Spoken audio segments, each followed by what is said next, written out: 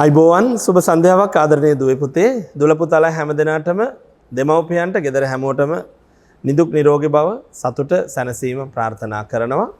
අදත් අපි VFM radio YouTube නාලිකාවෙන් VFM හරිපුදුම ඉස්කෝලේ ශිෂ්‍යත්ව සම්මන්ත්‍රණයත් එක්ක එකතු වෙන්නේ. දැන් අපි දන්නවා මේ සැලැස්ම මොකක්ද කියලා.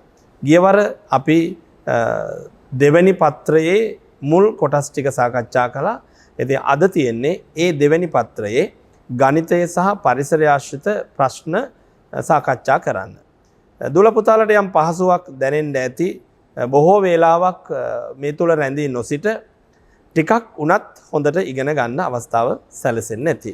ඉතින් ඒ නිසා අදත් අපි ඊටාම සැහැල්ලුවෙන් ටිකක් හරි කමක් නැහැ.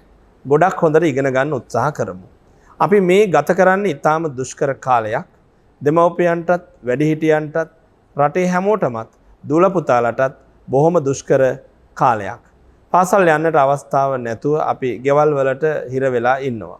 දෙමව්පියන්ට ගමන් බිමන් යන්නට විදිහක් නැතුව ඉන්නවා. ඉතින් ළමයි හැටියට අපි ගෙදරදී මේ අපත යන කාලය පුළුවන් තරම් ප්‍රයෝජනවත් කාලයක් බවට පත් කරගන්න ඕන. පාසල් ගියා නම් කරන වැඩ ටික අපිට ගෙදරදීම කරන්න පුළුවන් වෙන්න ඕන. මේ කාලය අපට ලැබුණු ආශිර්වාදයක් හැටියට සලකන්න අපි පුරුදු වෙන්න ඕන. එතකොට පුතේ එළඹෙන බාධක කම්කටොළු වලට මුහුණ දෙන්න ලේසි. ගොඩාක් දෙනෙක් යම්කිසි අවාසනාවක් අවාසිදායක තත්වයක් උදා වුණාම ඒකෙන් මානසිකව කඩා බිඳ වැටෙනවා. සියල්ල අතහැරලා දානවා. අසුබව හිතනවා. අවාසනාවන්ත විදියට හිතනවා. සියල්ල නැතිනාස්ති කරගන්නවා. හැබැයි අපට පුළුවන් නම් අපට උදා වෙන තත්වයන් කොහොම හරි මොන පැත්තකින් හරි වඩා සුබදායක ලාභදායක වාසිදායක පැත්තකට හරව ගන්න. ඒක තමයි අපේ වටිනාකම. අපි උපායශීලී වෙන්නට ඕන. එළඹෙන උදා වෙන කරදර බාධක ඇයි අපට බැරි හොඳ පැත්තට හරව ගන්න. අපේ පරම්පරාවේ වැඩිහිටියෝ කියනවා හරි අපූර්ව කතාවක්. ඒ තමයි පෙරලෙන පිට හොඳයි කියනවා කියලා. අහලා තියෙනවද පුතාලා? පෙරලෙන පිට හොඳයි කියනවා.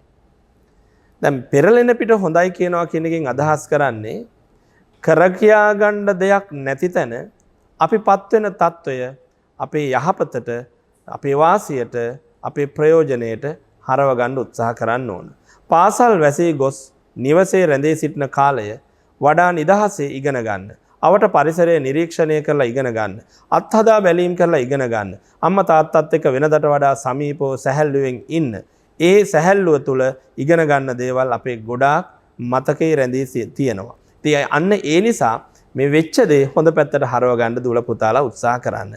ඒ වෙච්ච දේ හොඳ පැත්තට හරව ගන්න එක උදව්වක් තමයි VFM රේඩියෝ මේ YouTube නාලිකාව හරහා ඔබ වෙත ගෙන එන සම්මන්ත්‍රණයත් අපි හිතන්නේ. ඉතින් ඔබට පුළුවන් මේ සම්මන්ත්‍රණය හරහා ඉගෙන ගන්න දේවල් ගෙදර නිදහසේ ඉන්න අතරතුරේදී නැවත නැවත පාඩම් කරලා අධ්‍යයනය කරලා ගැටලු නම් නැවත නැවත විසඳලා කටු වැඩ නැවත නැවත කරලා දැනුම ශක්තිමත් කරගන්න. ඉතින් ඒක තමයි අපේ සැලැස්ම වෙන්නට ඕන. අපි යමු අද තියෙන්නේ ගියවර අපි කතා කරපු දෙවෙනි ප්‍රශ්න පත්‍රයේ ගණිත ප්‍රශ්න සහ පරිසර ප්‍රශ්න. බලමුද විසඳලා? හරි. ඔන්න අපට ලැබෙනවා මේ ප්‍රශ්න පත්‍රයේ 16 වෙනි ප්‍රශ්නය. 16 වෙනි ප්‍රශ්නය කොටු දෙකෙහිම ඇති ඉලක්කම් වෙන වෙනමගෙන සෑදිය හැකි විශාලම සංඛ්‍යා දෙක අතර වෙනස කීයද? කොටු දෙකෙහිම ඇති ඉලක්කම් වෙන වෙනමගෙන සෑදිය හැකි විශාලම සංඛ්‍යා දෙක. ඉස්සලා මෙන්න මෙතෙන්ට අපි එනවා. එතකොට ඊට පස්සේ මේක මෙතෙන්ට එනකම් මෙහෙට ඒ වගේම මෙතන ඉඳන් මෙහෙට එතකොට ඉස්සර වෙලාම අපි බලමු මේ කොටු දෙකේ විශාල සංඛ්‍යා දෙක. පළවෙනි කොටුව ගත්තොත් 5 2 3 1 විශාලම සංඛ්‍යාව අපි හදන්නේ කොහොමද? 5 ඊළඟ විශාල ඉලක්කම 3 ඊළඟට 2 ඊළඟට 1. ඊළඟට දෙවෙනි කොටුවේ විශාලම සංඛ්‍යාව හදන්නේ කොහොමද අපි? දෙවෙනි කොටුවේ විශාලම සංඛ්‍යාව ඉලක්කම 7 ඊළඟට 6 ඊළඟට 4 ඊළඟට 2. දැන් අපි දන්නවා සංඛ්‍යා දෙකක් අතර වෙනස හොයන්නේ කොහොමද අපි? සංඛ්‍යා දෙකක් අතර වෙනස මේවා තමයි අපි පාසල් පන්ති කාමරයේදී ඉගෙන ගත්ත පාඩම් සිද්ධාන්ත නේද? සංඛ්‍යා දෙකක් අතර වෙනස සොයන්නේ අපි අඩු කිරීමෙන්. අඩු කිරීමේ සරලම නීතිය තමයි වැඩි අගයෙන් අඩු අගයක් අඩු කිරීම. ඒක හරි සරලයිනේ. වැඩි අගයෙන් අඩු අගයක් මම මේ ඇඟිලි 5 දිගහැරියාම මට කවුරු හරි කිව්වොත් ඇඟිලි 7ක් නවා ගන්න කියලා. ඒ ඇඟිලි 5න් ඇඟිලි 7ක් නවා ගන්න බැහැනේ. නිසා හැම වෙලාවෙම අපි අඩු කරන්නේ වැඩි අගයෙන් අඩු අගයක්. එතකොට මේ දෙන්නගෙන් කාගෙන් කවුරුද අඩු කරන්නේ? විශාලම සංඛ්‍යාව 7642. ඊට වඩා කුඩායි 5321. අපි එහෙනම් මොකද කරන්නේ? මේ 5321 අඩු කරනවා 7642කින්. දෙකෙන් එකක් එකයි, හතරෙන් දෙකක් දෙකයි, හයෙන් තුනක් තුනයි, හතෙන් පහක් දෙකයි. හරිද බලන්න පුතාලට ලැබුණාද? 2321.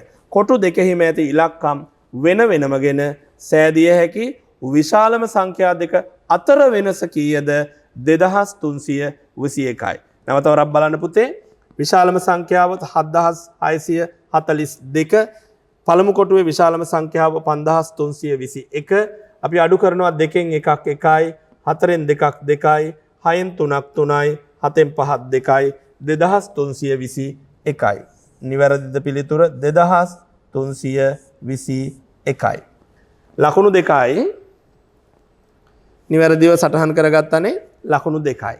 හරි. අපි යමු ඊළඟ ප්‍රශ්නයට. 17 වෙනි ප්‍රශ්නය.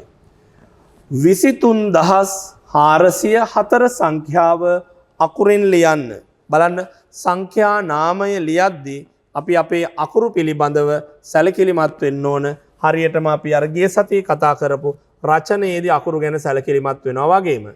බලන්න 23000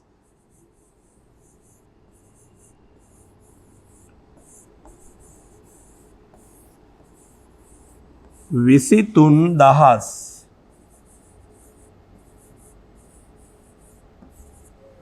404 10 ස්ථානයේ නෑ නේද?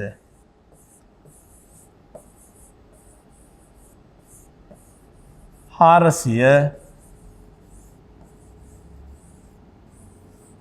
හතර 23404 නිවැරදි පිළිතුර හරිද බලන්න.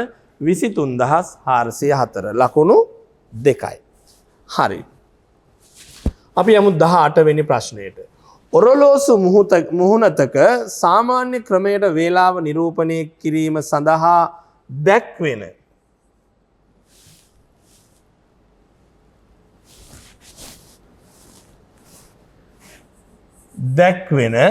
විශාලම සංඛ්‍යාව රෝම ඉලක්කමෙන් ලියන්න. එතකොට සාමාන්‍ය ක්‍රමයට වේලාව නිරූපණය කරද්දී ඔරලෝසු මුහුණතේ තියෙන්න පුළුවන් විශාලම අගය 12නේ.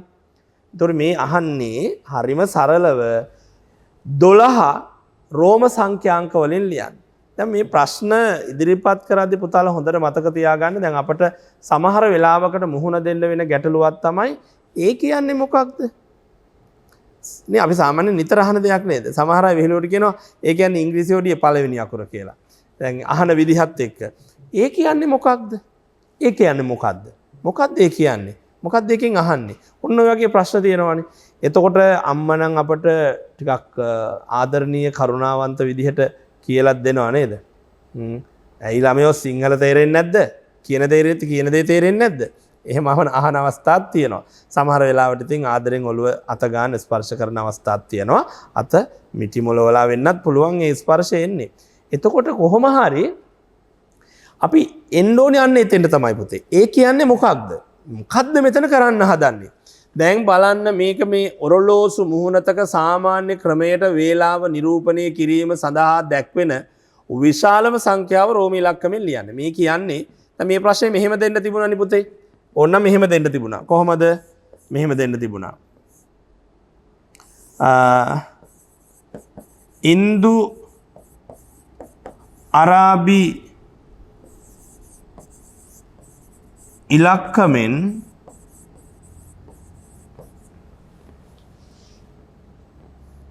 යෙදෙන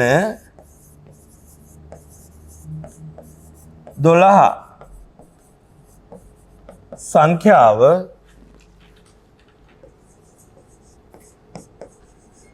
රෝම ඉලක්කමෙන්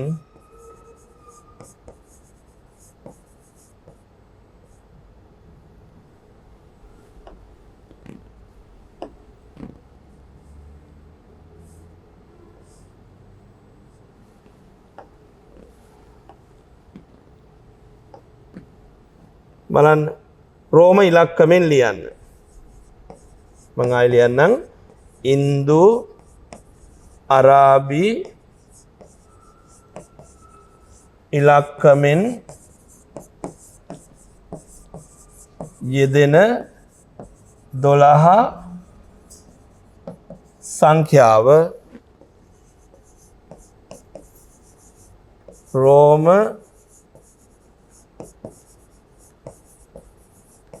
ඉලක්කමෙන් ලියන්න. දැන් මේ හරි සරල සිංහල ප්‍රශ්නය තමයි ටිකක් පටලවලා උඩ වෙන කතාවකට අරගෙන ගිහිලා තියෙන්නේ.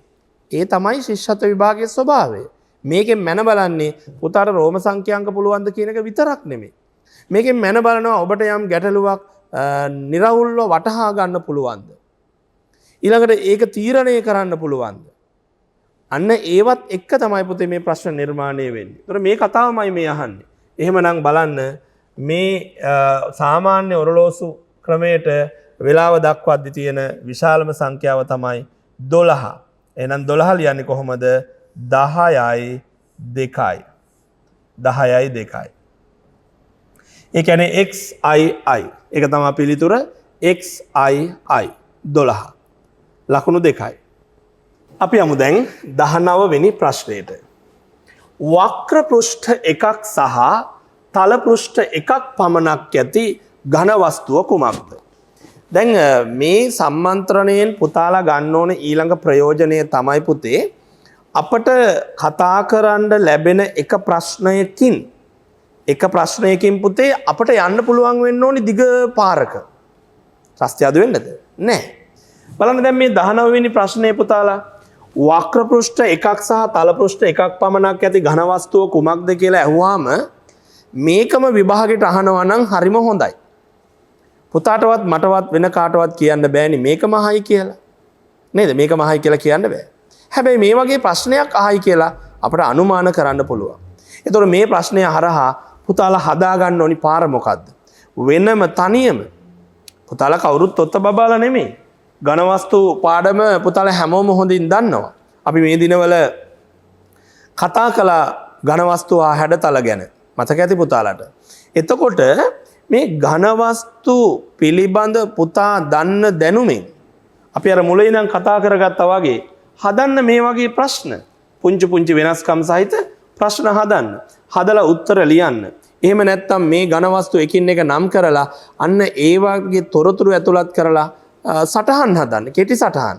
මේක තමයි ඉගෙන ගන්නවා කියලා කියන්නේ.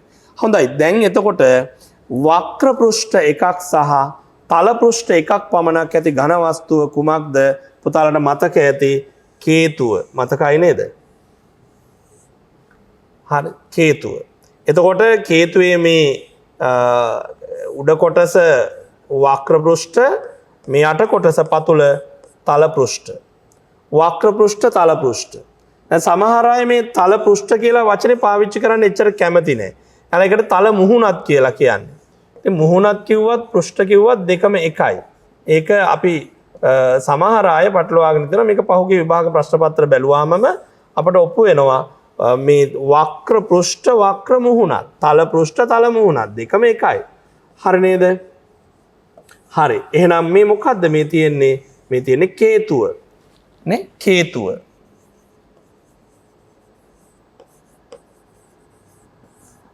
කේතුව.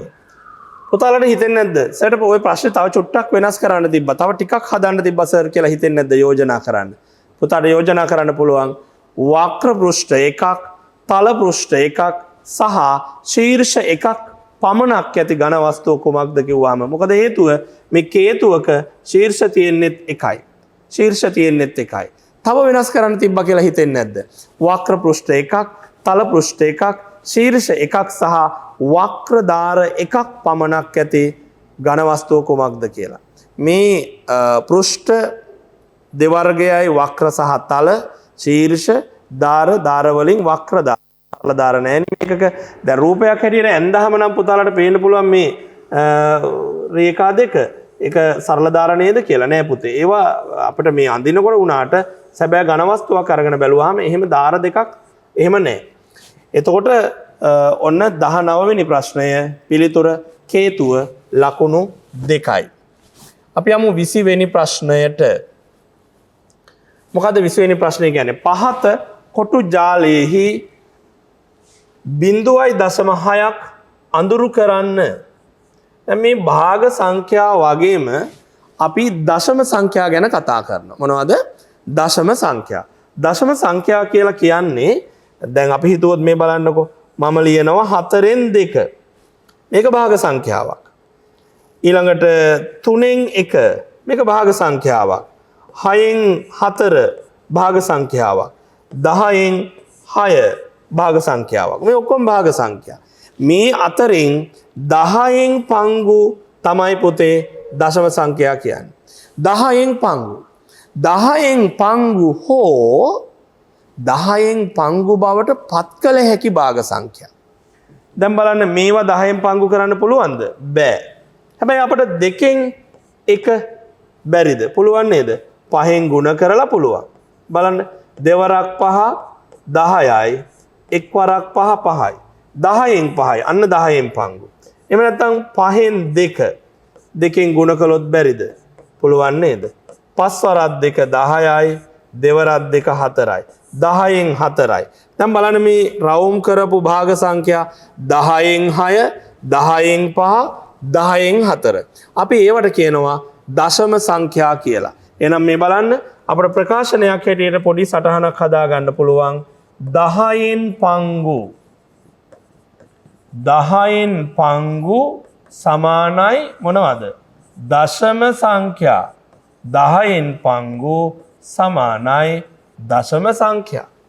10න් පංගු කියන්නේ මොනවද? දශම සංඛ්‍යා. ඒතර ඇත්තට මේකෙන් අදහස් කරන්නේ සම්පූර්ණ ප්‍රමාණය කුඩා ඒකක නැත්තම් කොටස් එක බැගින් 10කට වෙන් කරලා. ඒ 10න් එකක් හදලා. ඒතර 10 ඒවා එකක්. ඒතර මේ 10 එකක් හදන්න යොදාගත්ත කුඩා කොටස් වලින් යම් ප්‍රමාණයක් වෙන් කරගත්තාම අපි කියනවා 10න් මෙන්න මෙච්චර ප්‍රමාණයක් වෙන් කරගත්තා කියලා. දැන් පුතාලට ප්‍රශ්න පත්‍රය තුල තියෙන මේ හැඩය කොටස් 5කට වෙන් කරලා තියෙනවා. අපිට කියන්නේ 10න් 6ක් කිය. සමාවෙන්න 0.6ක්. ඒ කියන්නේ දශම සංඛ්‍යාව. දැන් ඒතකොට ඒකේ දශම සංඛ්‍යාව භාග සංඛ්‍යාවක් බවට පත් කරගත්තොත් මේ කියන්නේ 10න් 6 කියන එක. 10න් 6. 10න් 6 නම් අපි කොහොමද මේ කොටු 5කින් 10න් 6 තෝරගන්නේ? 10න් 6 තෝරගන්නේ කොහොමද? දැන් තේරුණාද පුතාලාට? ඔන්න මම දැන් මේ මගේ කටුසටහන් ඔක්කොම ඉවත් කරලා නැවත පුතාලත් එක්ක කතා කරනවා. 0.6. අපි ඒක මොකද කරන්නේ? අපි ඒක 10න් පංගු බවට පත් කරගන්නවා. මොකද මෙතන කොටු 10ක් නැති නිසා. මෙතන තියෙන්නේ කොටු 5යි. කොටු 10ක් නැති නිසා අපි මේ දශම සංඛ්‍යාව 10න් පංගු බවට පත් කරගන්නවා. 0.6යි කියන්නේ 10න් 6යි කියන එක. ඒතකොට මෙතන තියෙන්නේ කොටු 5යි. කොටු 5 10 ප්‍රමාණයක් හැටියට පත් කරගන්න නම් අපි මේක හඳුනාගන්නේ කොහොමද? 10 5 බවට පත් කරගෙන බලමුද? 10 5 බවට පත් කරගන්න පුළුවන් 2කින් බෙදුවාම. එතකොට යට සංඛ්‍යාව නැත්නම් අපි මේකට කියනවා හරය කියලා. හරය 2කින් බෙදුවොත් පුතේ ලවය උඩ සංඛ්‍යාවත් මොනවා කරන්න ඕනේද? 2කින් බෙදන්න ඕන. එතකොට 10 2කින් බෙදුවාම කීයද? 5යි. 6 2කින් බෙදුවාම කීයද? 3යි. කොටු තියෙන්නේ 5යි. දැන් අපි හොයාගත්ත 5න් කීයක්ද පාට කරන්න කියලා. හොයාගත්තා නේද? දැන් හොයාගත්තා 5න් කීයක්ද? 5න් 3ක්. එහෙම නැතිනම් මේ ගණිත කර්මය කරගන්න පුතාට තේරෙන්නේ නැහැ. අමාරුයි හෝ මතක් වෙන්නේ නැහැ වගේ නම් පුතාට තව වැඩක් තියෙනවා. 10 දැන් 0.6ක් කියන්නේ 10න් 6ක්නේ. ඒතකොට 10න් 6ක් පාට කරන්න කියලා මේ සර් කිව්වට සර් දීලා තියෙන්නේ කොටු 5යි. ඉතින් අපිට බැරිද රූපයක් හැටියට ගත්තොත් මේ කොටු 5 කොටු 10ක් බවට පත් කරන්න? පුළුවන්නේ. අනිවාර්යෙන්ම පුළුවන්. අපි මොකද කරන්නේ? අපි මේක මැදින් බෙදා ගන්නවා. අපි මේක මැදින් බෙදා ගන්නවා. දැන් මැදින් බෙදා ගත්තාම දැන් කොටු 10ක් නැද්ද? දැන් තියෙනවනේ. දැන් කොටු 10ක් තියෙනවා. දැන් අපිට පුළුවන් 6ක් පාට කරන්න. නමුත් ප්‍රශ්නේ තියෙන්නේ අපට දීලා තියෙන කොටු 5 10 බවට පත් කරගන්නේ ඇයිද කියලා අපි තේරුම් ගන්න එක. 0.6යි කියන්නේ දශම සංඛ්‍යාවක්. අන්න ඒ නිසා. පැහැදිලිද පුතාලට? හරි. දැන් එතකොට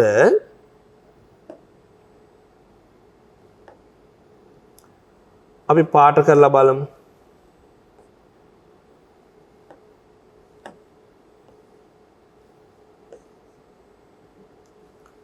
කොටු 5ක් තමයි අපි පාට කරන්නේ දැන් නේද? කොටු 5ක් පාට කරනවා.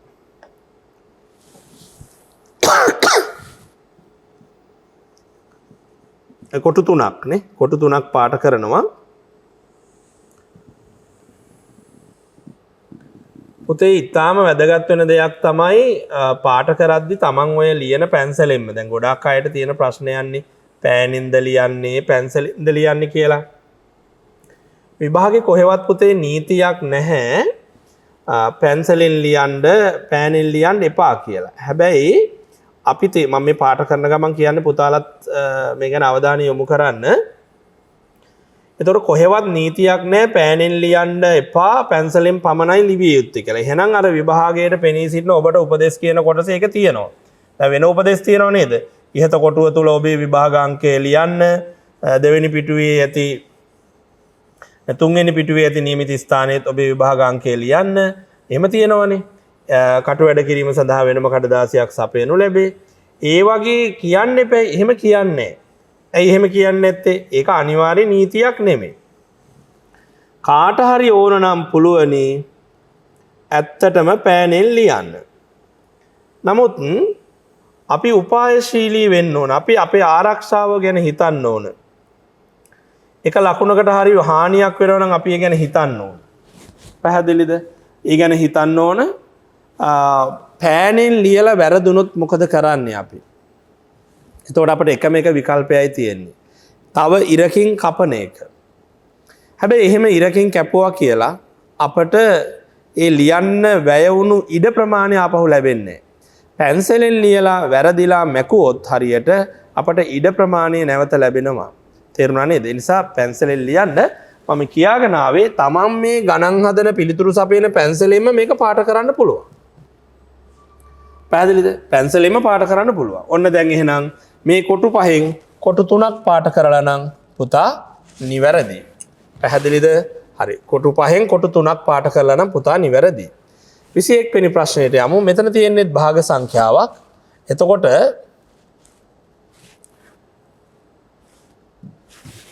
බලන්න මේ භාග සංඛ්‍යාව තුල මොකද්ද කියන්නේ? 3න් 2ට ආසන්නම තුල්්‍ය භාගය ලියන්න. 3න් 2ට ආසන්නම තුල්්‍ය භාගය. තුල්්‍ය භාග කියන එක ඉගෙන ගන්න ඕනේ. එකක් ආසන්නම කියන එක ගැන සැලකිලිමත් වෙන්න ඕනේ. ඔය දෙකයි තියෙන්නේ. තුල්්‍ය භාග කියන එක මතක් කරගන්න, ආසන්නම කියන එකේ තේරුම මත ඒ ගැන සැලකිලිමත් වෙන්න. පැහැදිලිද? එතකොට තුල්්‍ය කියන්නේ මොකද්ද? පුතාලා දන්නවද තුල්්‍ය කියන එකේ තේරුම? තුල්්‍ය මේ තුල්්‍ය කියන වචනයෙන් තමයි තුලා කියන වචනේ හෝ මේ තුලා කියන වචනයෙන් තුල්්‍ය කියන වචනේ හැදුනා කියලා අපිට හිතන්න පුළුවන්. තුලා. දැන් තුලා කියන්නේ මොකද්ද?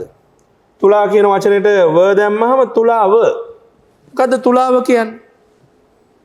පුතාලා සමහර විට දැකලා ඇති ඔය අපි ඔය රාශි ගැන ඉගෙන ගන්නවානේ. ග්‍රහ වස්තු, ග්‍රහ ලෝක, රාශි ගැන ඒක තව පැත්තකින් ගත්තොත් අවුරුදු නැකත් චාරිත්‍ර ගැන ඉගෙන ගන්නකොට එහෙමත් නැත්නම් ඇතැම් අයට ඊටා වැදගත් කොට සලකන ඇතැම් අය විශ්වාස කරන නක්ෂත්‍රයත් එක්ක බැලුවාම උපන් වේලාව, උපන් නැකත, තව අපි කතා කරනවා උපන් ලග්නය.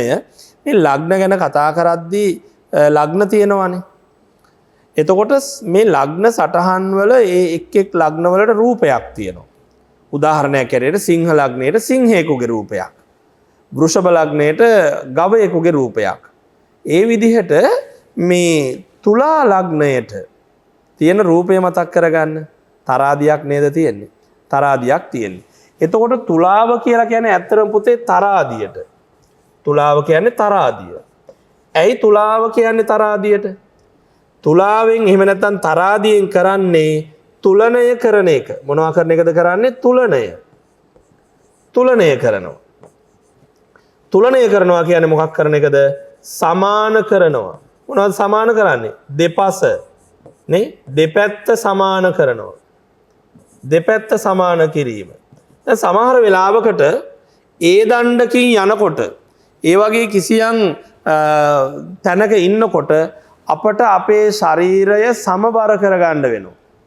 අපට අපේ ශරීරය සමබර කරගන්න. අපි පැත්තකට හරි ඇලවෙලා බර වුණොත් මොකද වෙන්නේ? අපි මේ පැත්තට වැටෙනවා. එතකොට අපි කියනවා සමතුලිත බව කියලා. සමතුලිත බව. ඒතර සමතුලිත බව කියන්නේ තෝකම තමයි. පැහැදිලිද? එතකොට සමතුලිත බව කියලා කියන්නේ අපි සමබර කරගන්නවා. දෙපැත්ත සමබර කරගන්නවා. එහෙනම් ඇත්තටම තුල්්‍ය කියලා කියන්නේ මොකද්ද? ඔන්න සරලව ගත්තොත් සමාන. තුල්්‍ය කියන්නේ සමාන. දැක්කද? ගණන් පාඩමක් අස්සේ සිංහල පාඩමක් සැඟවිලා තිබුණු අපූර්ව. තුල්්‍ය කියන්නේ සමාන. එහෙනම් තුල්්‍ය භාග කියන්නේ මොනවටද? තුල්්‍ය භාග කියන්නේ මොනවටද? තුල්්‍ය භාග කියලා කියන්නේ සමාන භාග. උදාහරණයක් හැටියට දැන් මෙතන කියනවා මොකද්ද? 3න් 2. 3න් 2ක් කියලා කියනවා. දැන් නිකමට හිතන්න පුතාලා මෙහෙම. ඔන්න කොටස් 3කට බෙදුවා. 3න් 2ක් දැන් පාට කරනවා. 1යි 2යි. පාට කරා. දැන් පුතේ අපි හිතමු දැන් මේක පාන් රාත්තලක් කියලා. මේ කාලේ ඉතින් පාන් රාත්තලක් එහෙම කනවා කියන එක සෑහෙන නම්බුකාර පෝසත් වැඩක්. එතකොට ඔන්න ගෙනාව පාන් රාත්තලක්. ගාන කීය වුණත්. දැන් මේ පාන් රාත්තලෙන් කාලා තියෙනවා කෑලි දෙකක්. කෑලි දෙකක් කාලා තියෙනවා. කවුද මේ කෑලි දෙක කෑවේ? එකක් තමයි අයියා. මේ අම්මා තාම කාලා නැහැ. එතකොට තාත්තා. අයියයි තාත්තයි දැන් කාලා පාන්.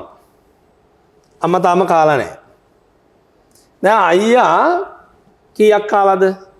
3ට කපලා 3න් එකක් කාලා. කවුද අයියා? තාත්තා ඒ 3ට කපපු පාන් රාත්තලෙන් එකක් කාලා. දෙන්නම 3න් එක එක කාලා. ඔන්න අපි ඉගෙන ගන්නවා පාසල් පන්ති කාමරය ඇතුලේදී මේ භාග සංඛ්‍යා එකතු කිරීම. මේ කොටස් 3 කියන්නේ වෙන පාන් රාත්තලක කොටස් 3ක් නෙමෙයිනේ. මේ තුනත් මේ දෙකම එකම පාන් රාත්තලක එකම කෑලි 3යි කියන්නේ. එහෙනම් 3යි එකතු කරලා 6යි කියලා ගන්නෑ. 3මයි. හැබැයි මේ එක කියන්නේ තාත්තා කාපු එක නෙමෙයි අයියා කාපු එක. මේක තාත්තා කාපු එක. එහෙනම් ඒ දෙක එකතු කරනවා. දැන් කීයද? 3න් 2යි. වැඩේ හරි. දැන් අර අපි කතා කරපු කතාවමයි. 3න් 2යි. තාත්තා 1යි අයියා 1යි දෙන්නම 3න් 2යි. දැන් මම කියන්න හදන්නේ පුතේ දැන් මේක කෑලි 3ට කපන්න නැතුව අපි හිතමු මේක අල්ල ගන්න ලේසි, හපන්න ලේසි, කඩා ගන්න ලේසි. මේක මේ අතරත් කපනවා. හරි? මේ අතරත් කපනවා බටර් ගන්න හරි මොනවා හරි එක්ක ලේසිනේ එතකොට. ඇතුළට සම්බෝල දාන්න හරි මොනවට හරි. දැන් බලන්නකෝ දැන් මොකද වෙලා තියෙන්නේ? දැන් කෑලි කීයක් පෙන්නුම් කරනවද? ඉස්සලා කෑලි 3යි දැන් කෑලි කීයද? දැන් කෑලි 1යි 2යි 3යි 4යි 5යි 6යි. දැන් තියෙනවා කෑලි 6ක්. 6න් කීයක් කාලාද? 1යි 2යි අයියා කෑලි 2යි 3යි 4යි තාත්තත් කෑලි 2යි ඔක්කොම 4යි. 6න් 4යි. 6න් 4යි. එතකොට පුතේ මුලින් කියපු 3න් 2ත් දැන් අපි කියපු 6න් 4ත් දෙක සමානද නැද්ද? මොනවා හරි වෙනසක් වුණාද? තාත්තට හරි අයියට හරි කාපු කෑලි ප්‍රමාණය අඩු වුණාද? වෙනස් වුණාද? අම්මට ඉතුරු වෙච්ච කෑලි අඩු වුණාද? නැත්නම් අම්මට වැඩිපුර ඉතුරු වුණාද? නෑ. කතාව එකමයි. 3ට කපලා කන්න නැතුව එක 6ට කපලා දෙක කෑවා. දෙකම එකයි. දෙකම එකයි. එහෙනම් පුතේ භාග සංඛ්‍යා හැටියට ගත්තොත් මේ 3න් 2 කියන භාගයට සමාන භාගයක් තමයි 6න් 4 කියන්නේ. මෙන්න කිසිම දෙයක් මෙතන වෙන්නේ නැහැ. කිසිම වෙනසක් වෙන්නේ නැහැ. වෙන් කරන එක වෙනස් වෙනවා මිසක අපි එහෙනම් කියනවා 6න් 4 කියන්නේ 3න් 2ට මොන භාගයක්ද? සමාන භාගයක්. සමාන කියන වචනේ වෙනුවට දැන් ගණිතයේදී අපි පාවිච්චි කරනවා මොකද්ද? තුල්්‍ය කියලා. තුල්්‍ය භාගයක්. තුල්්‍ය භාගයක්. දැන් මේ පාන් රාත්තල් ඇඳලා ඒව කප ඉන්නේ නැතුව අපි කොහොමද මේ තුල්්‍ය භාග හදාගන්නේ? ඔන්න අපිට තියෙනවා 3න් 2. 3න් 2 තියෙනවා. දැන් අපි සාමාන්‍ය ඉලක්කම් ටික ලියලා බලමු. ඉලක්කම් මොනවද? 1 2 3 4 5 6 7 8 9 10 ඔහොම ඕන තරම් තියෙන ඉස්සරහට තියෙනවනේ 11 ඉලක්කම් විතරක් නෙවෙයි අගයන්. දැන් පුතේ ආසන්නම එකනේ තියෙන්නේ. බලන්න ආසන්නම තියෙන එක. අපි එකෙන් ගුණ කළොත් මොකද වෙන්නේ? උඩයි යටයි දෙකම ගුණ කරනවා. 3 වරක් එක 3යි, දෙවරක් එක 2යි. එතකොට ලැබුණේ ඒකම නේද? 3ෙන් 2මනේ ලැබුණේ. එහෙනම් එකෙන් ඇති වැඩක් නැහැ. ආසන්න තැනට එන්න බෑ. එහෙනම් 3ෙන් 2 අපි වැඩි කරනවා ඊළඟ ආසන්න අගය. කීයද? 2. උඩත් 2කින්. 3 වරක් 2 6යි, දෙවරක් 2 4යි, 6න් 4යි. එහෙනම් 3ෙන් 2ට ආසන්නම තුල්්‍ය භාගය හෙවත් සමාන භාගය මොකක්ද? 6න් 2. ආසන්නම. පැහැදිලිද? දැන් එහෙම නැත්තම් අපිට මේක මෙහෙම කරන්නත් තිබුණා. 3ෙන් 2 වැඩි කරනවා 10යි. 3 වරක් 10 30යි, දෙවරක් 10 20යි. 30න් 20යි. නැක්කද? 30න් 20යි. එහෙම කරන්නත් තිබුණා. එතකොට ආසන්නම තුල්්‍ය භාගය කිව්වහම අපි කරන්නේ එකෙන් වැඩි කරාට වැඩක් නැහැ. ඒකමයි ආපහු එන්නේ. දෙකෙන් වැඩි කරපුවාම අපට එනවා පිළිතුර. කීයද? 6න් 4යි. දැක්ක නේද? දැක්කද පුතාලා? පිළිතුර මොකද්ද? 6න් 4. අපි මකලෙමු. 6න්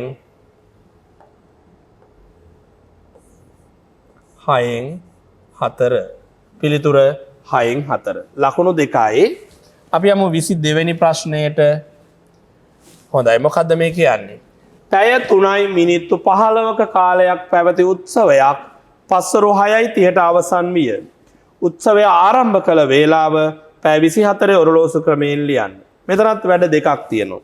ඒ වගේම තමයි අපි හරිපුදුම ඉස්කෝලේ උදෑසන පාඩම් මාලාවේදී පුතාලට මතක ඇති ගණිත පාඩමේදී කතා කරා මේ ගත වූ කාලයේ සෙවීම, ආරම්භ කළ වේලාව සෙවීම, අවසන් කළ වේලාව සෙවීම. එතකොට මෙතන තියෙන්නේ අන්න එහෙම එකක්. අවසන් ආරම්භ කළ වේලාව තමයි අපිට හොයන්න කියන්නේ. ආරම්භ කළ වේලාව හොයන්නේ කොහොමද? අවසන් කළ වේලාවෙන් ගත වූ කාලය අඩු කරනවා. අවසන් කළ වේලාවෙන් ගත වූ කාලය. අවසන් කළ වේලාව 6:30යි. ගත වූ කාලය පැය 3යි මිනිත්තු 15යි. අපි අඩු කරමු. බලන්න බිංදුවෙන් 5ක් බෑ. එහා පැත්තෙන් එනවා 10න් 5ක් 5යි. දෙකෙන් එකක් 1යි. 6න් 3ක් 3යි. හරි නේද? 6න් 3ක් 3යි. එතකොට ඔන්න අපට ලැබුණා මොකද්ද? ආරම්භ කළ වේලාව. මේක අපට නිශ්චය කරගන්න ඕන නම් නැවත මේ අවසන් කළ වේලාව හොයන්න පුළුවන්. මේ දෙක එකතු කරපුවාම. ඒ කියන්නේ ආරම්භ කළ වේලාවයි ගත වූ කාලයයි එකතු කරලා අපට පුළුවන්. 5යි 5යි 10න් බිංදුවයි එකක් ඉතුරුයි. ඒක එනවා මෙතෙන්ට 2යි 2යි 1යි 3යි 3යි 3යි 6යි 6යි 30 ආපහු ලැබුණා. දැක්කනේ? ඒතර වැඩේ අපට ඔප්පු වුණා. දැන් ඔන්න එහෙනම් වෙලාව 3යි 15. සමහර කෙනෙක් ඊළඟ කොටස ගැන අවධානය යොමු කරන්නේ. උත්සවය ආරම්භ කළ වේලාව පැය 24 ඔරලෝසු ක්‍රමයෙන් ලියන්න. එහෙනම් 3යි 15 අපි ලියන්නේ කොහොමද? මතකයි නේද? කෙනෙකුට පැය 24 ඔරලෝසු ක්‍රමය අමතක නම් එයාලා කරන්න ඕනේ මොකද්ද? සාමාන්‍ය ක්‍රමයේ තියෙනවානේ. ඔන්න. ගොඩක් මෝස්තර හිත හිතා ඉන්න නැතුව කටු වැඩක් පුළුවන් විදියට කටු වැඩක් කරන්න. හරි. දැන් මේක ඇතුළත වෘත්තයේ ඇතුළත තියෙන්නේ සාමාන්‍ය ක්‍රමයනේ. එහෙනම් 12 ළඟට එනකන් ඇවිල්ලා අපි යනවා පිටතට. 12න් පස්සේ කීයද? 13 14 15 16 17 18 19 20 21 22 23 24 වෙනුවට අපි බිංදු දෙක ලියනවා. මේ කටු වැඩේ කරගන්න බැරිම නම් එහෙනම් දැන් වෙලාව පස්වරු වේලාවක් නිසා අපි ගන්නේ පිටත වේලාව 15යි. 15යි. එතකොට පැය 24 ක්‍රමයට වේලාව ලියද්දී අපි සැලකිලිමත් වෙන්න ඕනි කරුණු තුනක් තියෙනවා. එකක් තමයි පස්වරු වේලාවක් නම් 12ට වැඩි අගයක් එනවා. දැන් මෙතන 3 කියන්නේ පස්වරු, ඒ කියන්නේ 15යි. ඒ වගේම තමයි පැය සහ මිනිත්තු වෙන් කරන්න 32ක් තියෙනවා. ඒ දෙවෙනි කාරණේ. තුන්වෙනි කාරණේ තමයි ඒක මෙතෙන්ට අදාළ වෙන්නේ. ඒ තමයි ඉලක්කම් 4කින් ලියන. මෙතන ඉලක්කම් 4ක් කොහොමද තියෙනවා. දැන් උදෑසන වේලාවක් වගේ ලියන්න උනා නම් අපට දැන් අපි 8:15 කියලා. 8:15 වගේ ලියන්න උනා නම් අපිට මෙහෙම ලියන්න බෑ. 32ත් හරි ඔහොම ලියන්න බෑ. ඒ හේතුව ඉලක්කම් තියෙන්නේ 3යි. ඉලක්කම් 4ක් තියෙන්න ඕනේ. එහෙනම් ඉදිරියට බිඳුවක් යොදනවා අපි. ඉදිරියට බිඳුවක් යොදනවා. දැන් පැහැදිලිද? ඔන්න 8:15 ලියන හැටි. එතකොට මෙතන පස්වරු වේලාවක් නිසා 3:15 කියන්නේ 15යි 32යි 15යි. 15යි 32යි 15යි. ලියුවා නේද? පිළිතුර 15යි 32යි 15යි ලකුණු 2යි. අපි යමු පුතේ 23 වෙනි ප්‍රශ්නයට. උත්සව ශාලාවක රවුම් මේසයක් වටා පුටු 7ක් තබා ඇත. 100 දෙනෙකුට එවැනි පුටු 7ක් සහිත රවුම් මේස කීයක් වෙන් කළ යුතුද? 100 දෙනෙකුට එවැනි මේ රවුම් මේස කීයක් වෙන් කළ යුතුද? 100 දෙනෙකුට. එක මේසයක් වටා තියෙන්නේ පුටු 7යි.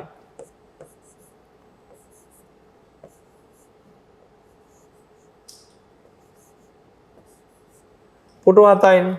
ඒතොර එකක් වටේ 7යි. මේ වගේ පුටු කීයක් ඕනද? කී දෙනෙකුටද? 100 දෙනෙකුට. එතකොට අපිට මෙහෙම කරන්න බැරිද? 100 ඇතුලේ 7 ඒවා කීයක් තියෙන්න ඕනිද? 100 ඇතුලේ 7 ඒවා කීයක් තියෙන්න ඕනිද? බලමුද අපි. 10ට 7 ඒවා 1යි. එක් වරක් 7යි. 10න් 7ක් 3යි. බිඳුව ගන්නවා පල්ලෙහාට 30. 30ට 7 ඒවා කීයද? 30ට 7 ඒවා 4ක් වුණොත් 4 වරක් 7 28යි. ඉතුරු 2යි. එහෙනම් 14ක් 7 ඒවා 14ක් ගියපුවාම 98යි නේ. 98යි. ඉතුරු 2යි. දැන් ඒ කියන්නේ අර වගේ රවුම් මේස 14ක් හැදුවොත් හරිද? රවුම් මේස 14ක් හැදුවොත්. රවුම් මේස 14ක් හැදුවොත් කී දෙනෙකුටද ඉන්න පුළුවන්? 98 දෙනාට ඉන්න පුළුවන්. ඕනම් බලන්න. රවුම් මේස 14යි, එක මේසයක පුටු 7යි, 7 වරක් 4 28න් 8යි, දෙකක් ඉතුරුයි. 7 වරක් 1 7යි, 2යි 9යි, 98යි. තියෙන්නේ කීයද? 98යි. එතකොට අනිත් දෙන්න ඉඳගන්නේ කොහෙද? බිමද? අනිත් දෙන්න බිමද ඉඳගන්නේ? දැන් රවුම් මේස 14ක් හැදුවා පුටු 7යි. එතකොට 98 දෙනෙක් හරි අනිත් දෙන්නට මොකද වෙන්නේ? එහෙමනම් අනිවාර්යෙන්ම දෙන්නෙක් නෙමේ එක්කෙනෙක් ඉතුරුනත් තව රවුම් මේසයක් හදන්න වෙනවා. අපෙන් අහන්නේ පුටු 7ක් සහිත රවුම් මේස කීයක් වෙන් කළ යුතුද? අපි කරන්නේ පුතේ අදාළ අගය මේ එකක තියෙන ප්‍රමාණයෙන් බෙදලා එකක් හරි ඉතුරු වෙනවා නම් අපි එතෙන්ට එකක් එකතු කරනවා. එකක් හරි. දෙකක් එකතුනත් එකතු කරනවා එකක්. 6ක් එකතුනත් හරි. 7ක් එකතු වෙන්න හේතුවක් නැහැ නේ. එතකොට ඉතුරු එකක් හරි තියෙනවා නම් පිළිතුරට එකක් එකතු කරනවා. 14ට එකක් කීයද? 15යි. එහෙනම් ඔන්න බලන්න එවැනි රවුම් මේස කීයක් අපි සූදානම් කරන්න ඕනිද? 15ක් සූදානම් කරන්න ඕන. ප්‍රශ්නාංක 23 පිළිතුර 15යි ලකුණු 2යි. අපි යමු 24 වෙනි ප්‍රශ්නයට. 24 වෙනි ප්‍රශ්නේ අපිට කියනවා ඒකාකාරී වේගයෙන් ධාවනය වූ මෝටර රථයක් පැයක කාලයක් තුල කිලෝමීටර 100ක දුරක් ධාවනය වී තිබුණි. එම වේගයෙන්ම වැදගත් වෙන්නේ අන්න ඒක. එම වේගයෙන්ම ධාවනය කළහොත් තවත් කිලෝමීටර 25ක දුරක් යෑමට තවත් කොපමණ කාලයක් ගත වේද? දැන් මේ සාමාන්‍යයෙන් ඔන්න බලන කාරණාව පැය එකට කිලෝමීටර 100යි. පුතාලා හොඳට මතක තියාගන්න පුතේ මේ වගේ ගැටලු දෙන්නේ ඔහේ හිතන විදිහට සංඛ්‍යා දීලා නෙමෙයි. සැලසුම් සහගතව. එතකොට දැන් පැය එකට කිලෝමීටර 100ක් නේ. අපිට මේ ප්‍රශ්නවලදී පුළුවන් වෙන්න ඕන මෙන්න මේ පැය එක තෝරාගත්ත කොටස් වලට වෙන් කරන්න. අපිට පුළුවන් පැය එක කොටස් දෙකකට වෙන් කරන්න. කොටස් දෙකකට වෙන් කරන්න පුළුවන් කොහොමද? මිනිත්තු 30 බැගින්. මිනිත්තු 30 ඒවා දෙකක්. මිනිත්තු 30 ඒවා දෙකක්. ඕනනම් අපිට පුළුවන් පුතේ මේක කොටස් 4කට වෙන් කරන්න. එතකොට මිනිත්තු කීයේවද? මිනිත්තු 15 ඒවා. කියන්නේ මිනිත්තු 15 ඒවා 4ක් පැය එකයි. මිනිත්තු 30 ඒවා දෙකක් පැය එකයි. ඔන්න හො පුළුවන් වෙන්න ඕන. ඒ අතරෙම මේකත් එහෙමයි. මේකත් එහෙම පුළුවන් වෙන්න ඕනේ. කිලෝමීටර 100 අපට පුළුවන් කොහොමද දෙකට බෙදන්න? කිලෝමීටර 50යි.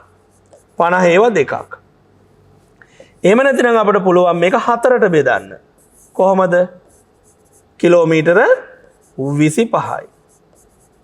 බලන්න. ඔහොම පුළුවන්නේ. දැන් එතකොට බලන්න පැය එකකට කිලෝමීටර 100ක් නම් මිනිත්තු 30කට කිලෝමීටර 50යි. මිනිත්තු 15ට කිලෝමීටර 25යි. දැන් මං කිව්වේ ඒකයි. මේක අපි දෙකට හතරට බෙදනකොට එහි ධාවනය කරන දුර ප්‍රමාණයත් දෙකට හතරට බෙදන්න පුළුවන්. ඒ වගේ සම්බන්ධය හරි පැහැදිලි. පැය එකකට කිලෝමීටර 100ක් නම් හරිම සරලයි මිනිත්තු 30කට කිලෝමීටර 50යි. මිනිත්තු 15ට කිලෝමීටර 25යි. මේක තමයි පුතේ මේ ගණන් වල තියෙන සම්බන්ධය. මේ සම්බන්ධය හඳුනා ගන්න එක තමයි වඩා වටින්නේ. තේරුණාද පුතාලට? දැන් එහෙමනම් හරිම සරලයි. පැයක කාලයක් තුල කිලෝමීටර 100ක් ගියා. ඒ කියන්නේ අපි දන්නවා අනිවාර්යයෙන්ම මොන පාරේද මේක ගියේ. අපි ගේ ඉස්සරහා පාරේ යන්න පුළුවන්ද? යන්න බෑනේ පැයට කිලෝමීටර 100ක වේගෙන් අධිවේගී මාර්ගය නේද? ලංකාවේ පැයට කිලෝමීටර 100ක උපරිම වේගයකින් ධාවනය කරන්න පුළුවන් අධිවේගී මාර්ගවල විතරයි. වෙනත් රටවල් වල අධිවේගී මාර්ග තියෙනවා ඊට වඩා වේග සීමාව වැඩි. කොහොම නමුත් අපෙන් අහන්නේ ඒක නෙමෙයි. අපෙන් අහන්නේ මේ රටාවට තව කිලෝමීටර 25ක දුරක් යන්න නම් කොපමණ කාලයක් තව ගත වෙනවද? දැනට පැයක් ගියා. අපිට මේ පැයෙන් වැඩක් නැහැ. තව කොපමණ කාලයක්ද? මේ බලන්න. පැයට කිලෝමීටර 25ක්. පැයට කිලෝමීටර 100යි. අපිට යන්න ඕනි කිලෝමීටර 25ක දුරක් තව. එහෙනම් ඒකට ඕන වෙනවා මිනිත්තු 15ක්. පිළිතුර මිනිත්තු 15. ඔන්න පිළිතුර මිනිත්තු 15. පිළිතුර මොකද්ද? මිනිත්තු 15. ප්‍රශ්නාංක 24 පිළිතුර මිනිත්තු 15. හරි. අපි යමු ඊළඟ ප්‍රශ්නයට. ප්‍රශ්නාංක 25. මොකද්ද කියන්නේ? තෙල් බැරලයක තෙල් ලීටර 6ක් ඇත. එයින් මිලිලීටර 750ක ධාරිතාවක් ඇති භාජන කීයක් පිරවිය හැකිද? ධාරිතාව කියන්නේ ඒ භාජනයට අල්ලන උපරිම ප්‍රමාණය. පරිමාව කියලා කියන්නේ තියෙන ප්‍රමාණය. ඒ කියන්නේ උදාහරණයක් හැටියට දැන් අපි හිතමු මිලිලීටර 750ක භාජනයක් තියෙන. ඒ කියන්නේ මේ භාජනයේ පිරෙව්වොත් නියමිත ප්‍රමාණය පිරෙව්වොත් මිලිලීටර 750යි. අපි හිතමු දැන් ඕකෙන් මිලිලීටර 250ක් ඉවත් වෙනවා අඩු වෙනවා කියලා. දැන් තියෙන්නේ මිලිලීටර 500යි. එතකොට මිලිලීටර 500 කියන්නේ පරිමාව. භාජනයේ දැනට තිබෙන පරිමාව. 750 කියන්නේ ධාරිතාව. ඒකත් මේ ගමන්ම නිරවුල් කරගන්න පුතාලා. දැන් මෙතන ඉතා වැදගත් දෙයක් තියෙනවා. ලීටර 6යිනේ පුතේ. ලීටර 6යි. එතකොට අපි බලමු දැන් මේ 750 ගත්තාම 750 ඒවා එකයි.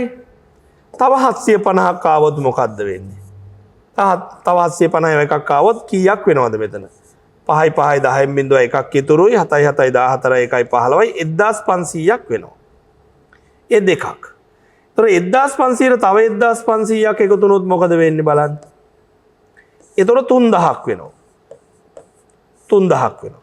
3000ක් වුණා කියන්නේ මේ වගේ තව එකක් ආවා කියන එකනේ. ඒ කියන්නේ 4යි. භාජන 4යි. මිලිලීටර 3000යි. කියන්නේ ලීටර 3යි කියන එක. තව 3000ක් එකතු වුණොත් මොකද වෙන්නේ? තව 3000ක් එකතු වුණොත් ඔන්න අපට එනවා 6000 හෙවත් ලීටර 6. එතකොට 3000ට 4යි නම් මේ 3000ටත් 4යි නම් 4යි 4යි භාජන කීයද? 8යි. කඩා ගන්න පුළුවන් තරම් මේකත් එක්ක සම්බන්ධ වෙන තැන් වලට එහෙමනම් භාජන කීයද? නැත්නම් භාජන කීයක් පිරවිය හැකිද? භාජන 8යි.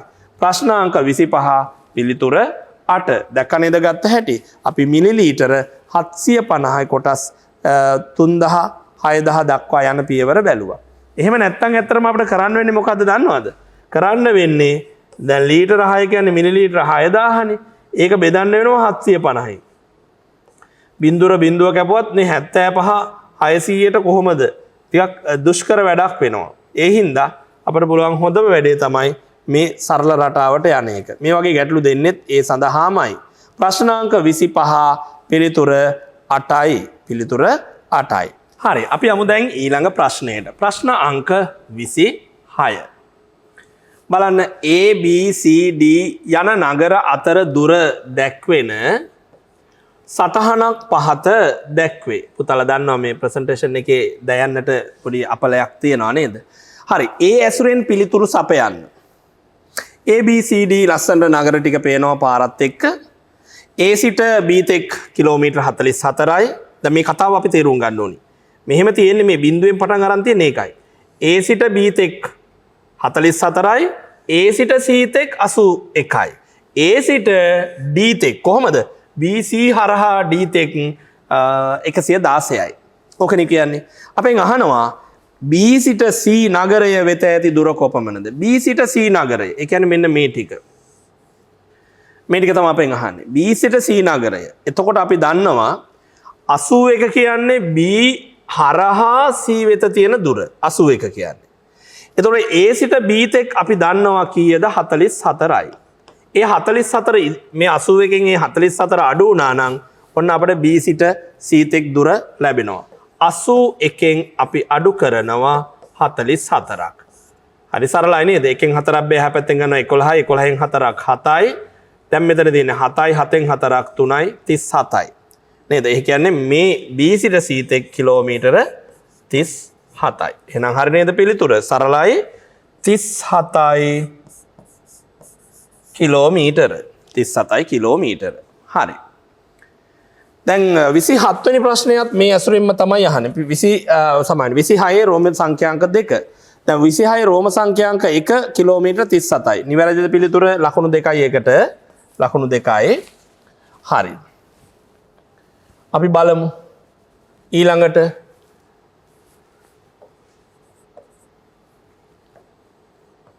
හරි.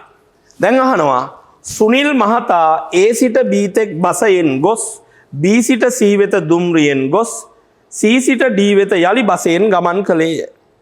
ඔහු බසයෙන් ගමන් කළ මුළු දුර කොපමණද?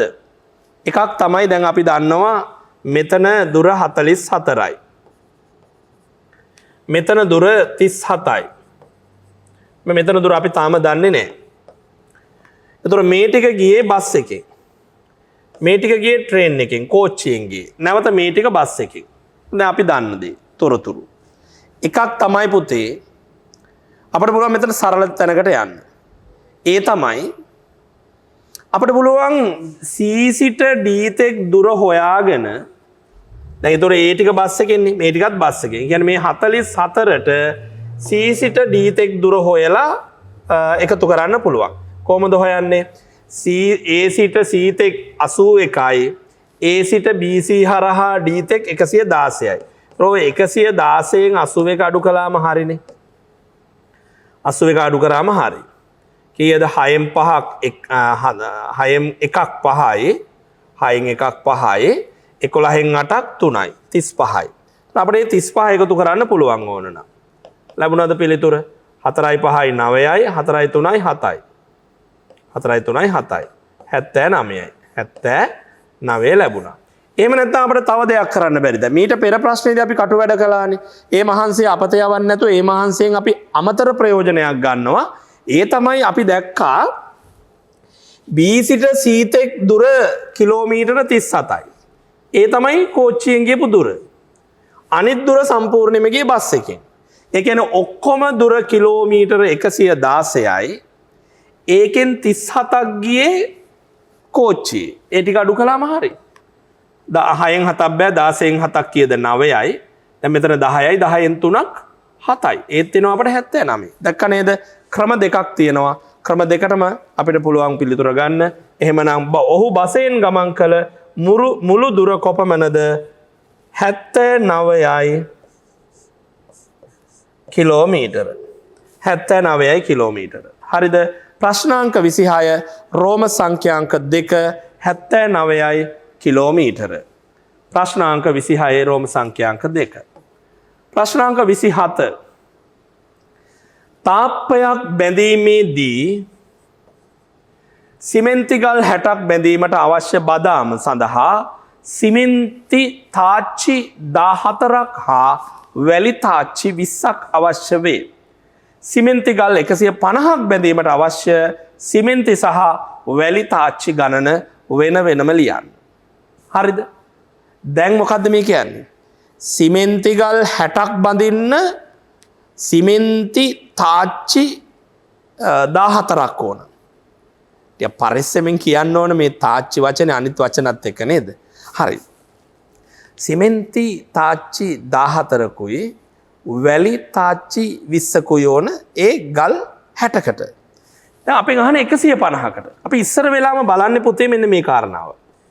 60යි 150යි අතර තියෙන සම්බන්ධය මොකද්ද? මම මේ අහන්නේ 60 150 වෙන්න කොහොමද පියවර හැදෙන්නේ?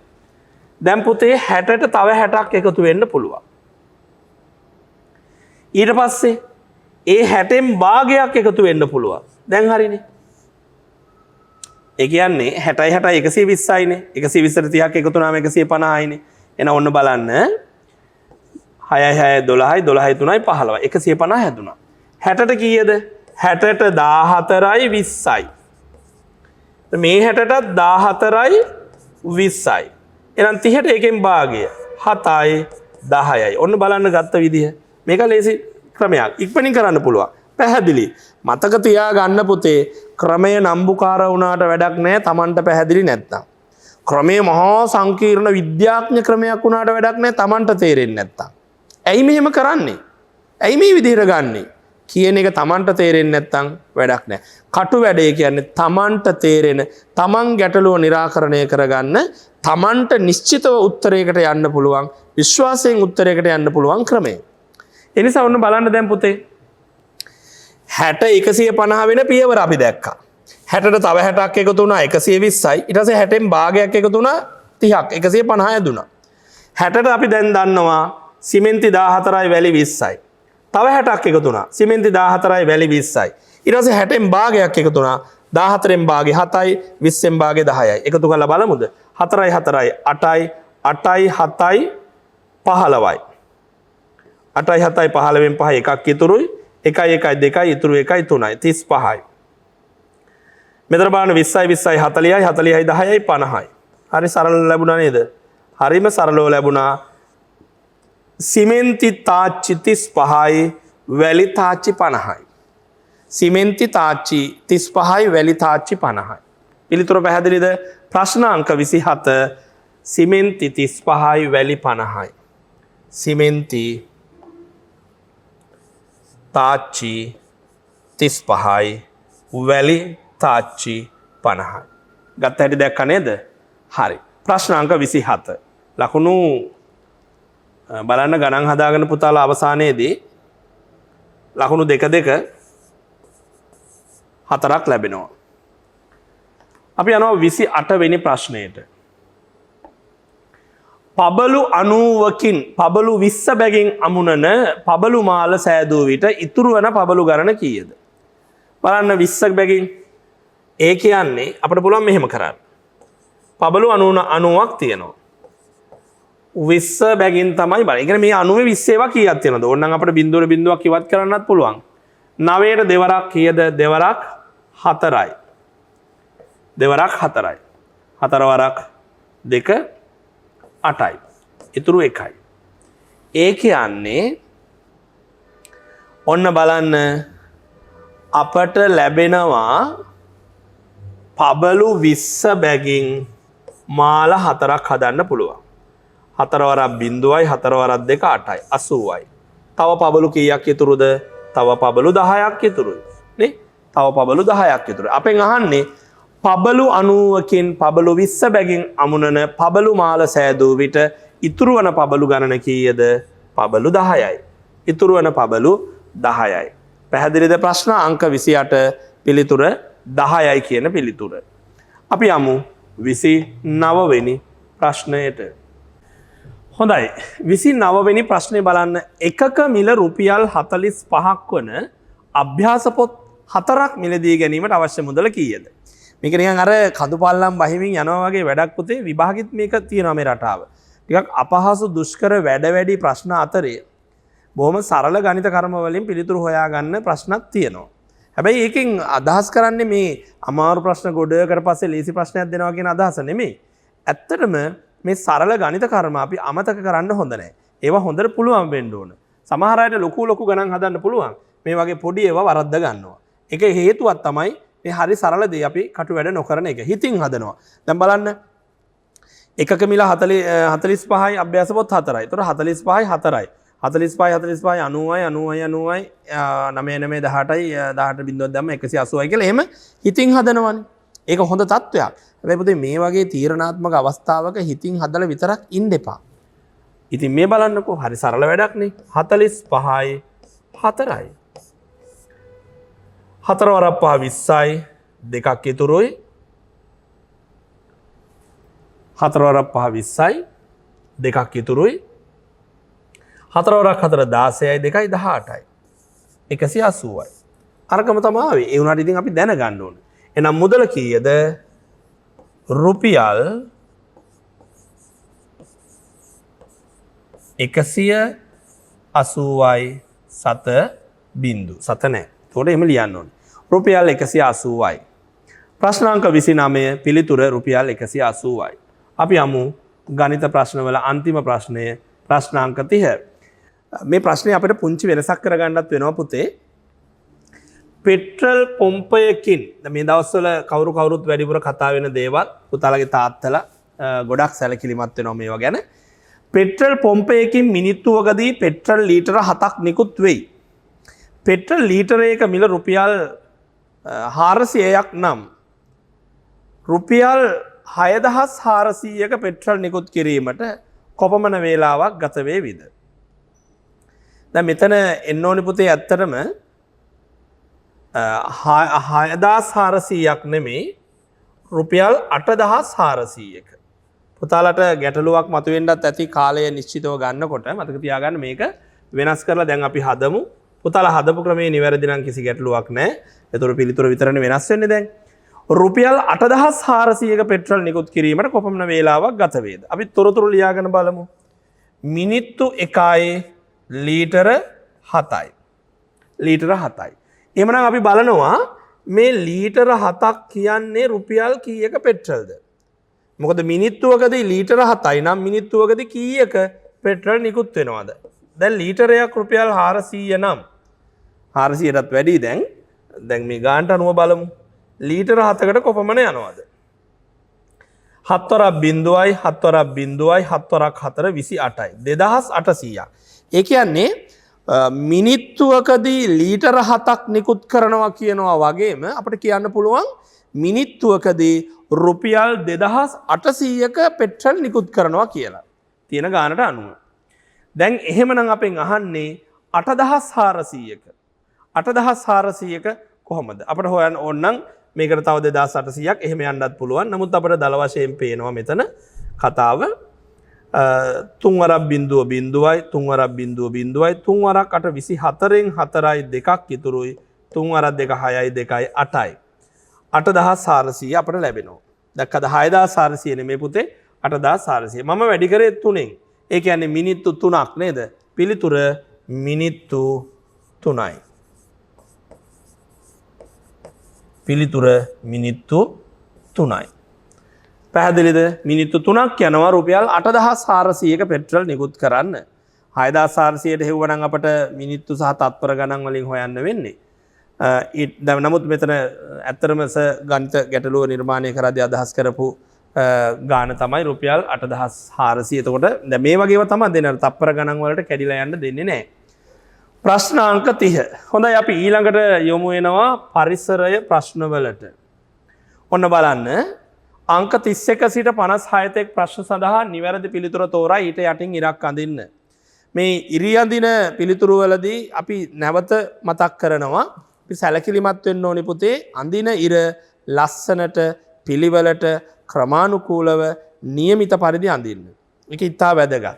දැන් බලන්න පළවෙනි කියන්නේ 31 වෙනි ප්‍රශ්නය පරිසරයේ ප්‍රශ්නවල පළවෙනි ප්‍රශ්නය සමාජයේ යහපැවැත්මට සමාජය විසින් පවත්වාගෙන යනු ලබන්නේ මේ අතුරින් සමාජය විසින් පවත්වාගෙන යනු ලබන්නේ දඬුවම්, නීති, රීති. ඇත්තටම රීති තමයි පිළිතුර. මොකද හේතුව රීතියක් කියලා කියන්නේ අපි සම්මත කරගෙන පවත්වගෙන එන දෙයක්. ඒවා එකෙන් අදහස් කරන්නේ වැලකී සිටින දේවල්, නොකළ යුතු දේවල්, නොකළොත් නොකරන්න කියලා ආඥාවක් පනවෙන එක තමයි නීතිය කියන්නේ. පැහැදිලි නේද පුතේ? පිළිතුර රීති. අපි යනවා 32 වෙනි ප්‍රශ්නයට. යුතුයකම් හා වගකීම් සම්බන්ධයෙන් පහත කුමන වගන්තිය වැරදිද?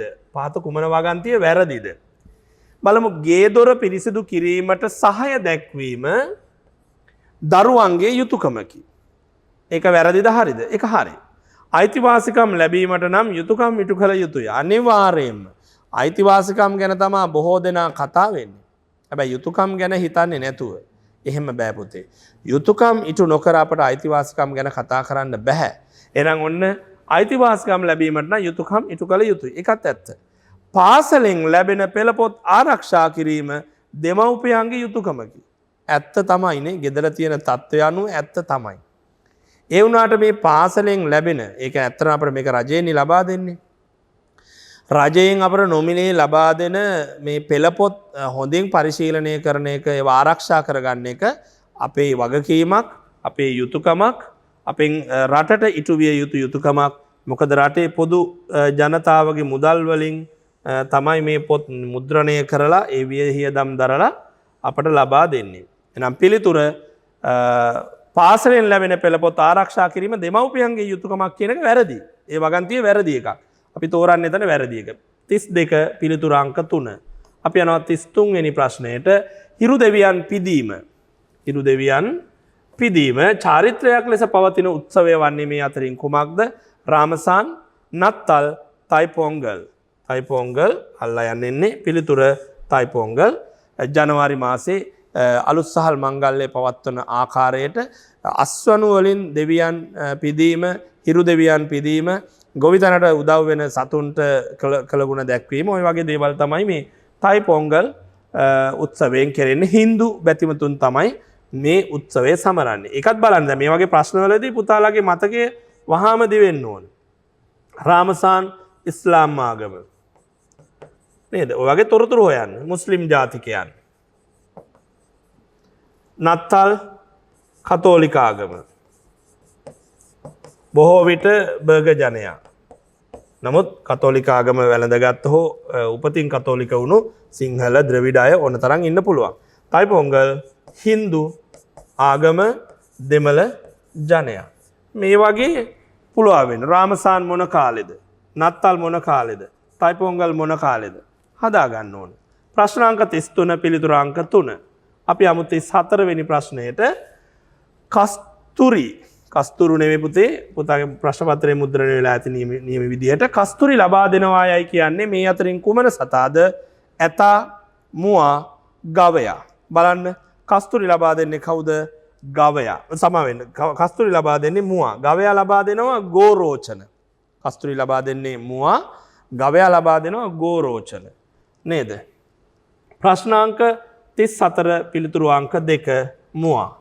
ප්‍රශ්නාංක 35 තුඹස තම වාසස්ථානයේ ලෙස සාදාගන්නේ මේ අතරින් කුමන සතාද? දැන් අපි අහලා තියෙනවා ණයත් ඉන්නවා තුඹසේ.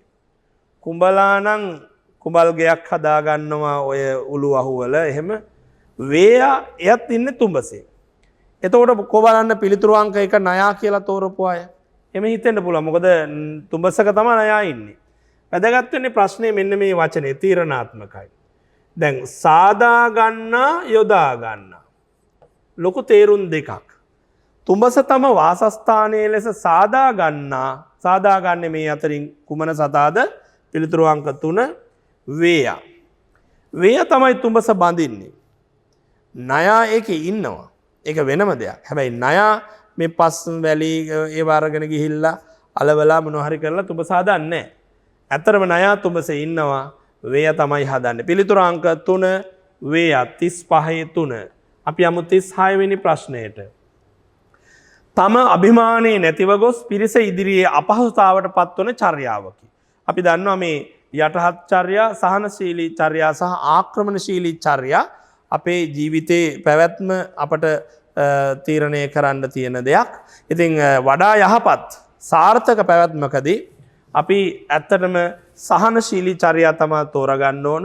ආක්‍රමණශීලී චර්යාවලින් අපට කිසි දෙයක් දිනා ගන්න බෑ. යටහත් චර්යාවලදී අපේ අභිමානය නැති වෙලා අපි බොහෝ දෙනාගේ හැල්ලුවට ලක් වෙන චරිතයක් බවට පත් වෙනවා. එතකොට තම අභිමානය නැතිව ගොස් පිරිස ඉදිරියේ අපහසුතාවයට පත් වෙන චර්යාව තමයි යටහත් චර්යා පිළිතුරු අංක 1. ප්‍රශ්නාංක 36 පිළිතුරු අංක 1. අපි යමු 37 වෙනි ප්‍රශ්නයට. ප්‍රශ්නාංක 37 වචන භාවිතය සම්බන්ධයෙන් වැරදි ප්‍රකාශය තෝරන්න. වචන භාවිතය. මේක ගොඩක් වැදගත් පුතේ. අපි ගෙදර ඉද්දි පවා සමහර වෙලාවට මේ වචන භාවිතය නිසා හිත නොහොදකම් ඇති වෙනවා. හිත රිදවීම ඇති වෙනවා. අපි අම්මට ගොඩක් ආදරේ. හැබැයි අපේ වචන නිසා අම්මගේ හිත රිදෙනවා. නේද? ඒ හින්දා මේක ඉතා වැදගත්. සමාජයේ ඕනෑම තැනක පුතේ වචන භාවිතය ගොඩාක් හොඳට තියාගන්නට ඕන. අපහසු අමාරු මහා බරපතල ගැටලු පවා වචන භාවිතය හරියට කරගත්තොත් විසඳගන්න පුළුවන් වෙනවා. ඒක හොඳට මතක තියාගන්න පුතාලා. තර්ජනාත්මක වාග් විලාසය මනා සංගමයක් පෙන්වයි. ඇත්තද? තර්ජනාත්මක වාග් විලාසය තර්ජනය කරනවා. හරිනේ. ඒක මනා සංයමයක් නෙමෙයි. සංයමය කියන්නේ සංවරකම. ඒ නිසා මනා සංයමයක් කියන කතාවත් එක්ක ඒක වැරදි. ඒතර අපෙන් අහන්නේ නිවැරදි ප්‍රකාශය. යම් ප්‍රකාශයක වැදගත්ම ලක්ෂණය වන්නේ ඒ සත්‍ය ප්‍රකාශයක් වීමයි. ඇත්තටම ඔව්. ඒ කියන්නේ භාෂාවේ ප්‍රධානම වටිනාකම තමයි පුතේ සත්‍ය මත පදනම් වීම. ඇත්ත කතා කිරීම. තුන්වෙනි පිළිතුර තියෙනවා කාරුණික වාග් විලාසය ගැටුම් ඇති කරවයි. ඇත්තද? ගැටුම් ඇති කරනවද? කාරුණික වාග් විලාසය. බොහොම කරුණාවෙන් කතා කරපුවාම ඇති ගැටුම් පවා නැති වෙනවා. එහෙමනම් ප්‍රශ්නාංක 37 පිළිතුර අංක 2 නිවැරදි ප්‍රකාශය තමයි යම් ප්‍රකාශයක වැදගත්ම ලක්ෂණය වන්නේ එය සත්‍ය ප්‍රකාශයක් වීමයි. පැහැදිලිද? ප්‍රශ්න අංක 2 පිළිතුරු අංක 2. ප්‍රශ්න අංක 37 පිළිතුරු අංක 2. අපි යමු 38 වෙනි ප්‍රශ්නයට. බොරු කීම කැතමය ගැරණෙකුණටත් නොසමය. මේ උපදේශ කවිය ඇතුළත් වන්නේ මේ අතරින් කුමන ග්‍රන්ථයේද? බොරු කීම කැතමය ගැරණෙකුණටත් නොසමය. ඒකේ ඇතුළත් වෙන්නේ පිළිතුරු අංක 2 සිරිත් මල්දම පොතෙහි. බොරු කියන එක බොහොම කැතයි. ගැරන්ඩියෙක් මැරිලා කුණු වුණාම වගේ. ඒ ගැරන්ඩියාගේ සිරුර කුණු වුණාම වගේ. හරි. පිළිතුර අංක 2 38 ප්‍රශ්නය. 39 වෙනි ප්‍රශ්නයට අපි යමු. සිත් පහන් කිරීමේ ක්‍රියාකාරකමෙහි පියවර ගණන 4කි 6කි 5කි. පිළිතුර අංක 3 5කි. මතකද පුතේ? ඔව්. ශාරීරික ලිහිල් බව,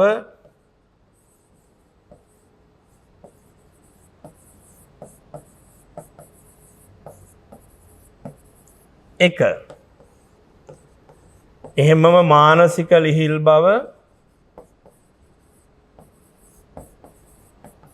පුතාලා මට වඩා ඉදිරියෙන් මේවා මතක් කරගෙන ලියා ගන්න ඕන. 3 අදිෂ්ඨානය,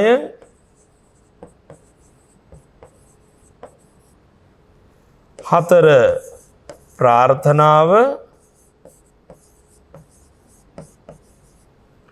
5 උදානය. ශාරීරික ලිහිල් බව, මානසික ලිහිල් බව, අදිෂ්ඨානය, ප්‍රාර්ථනාව සහ උදානය. එහෙනම් 5යි. දැක්ක නේද? 5යි. 39 පිළිතුරු අංක 3. ප්‍රශ්නාංක 39 පිළිතුරු අංක 3. අපි යනවා 40 වෙනි ප්‍රශ්නයට.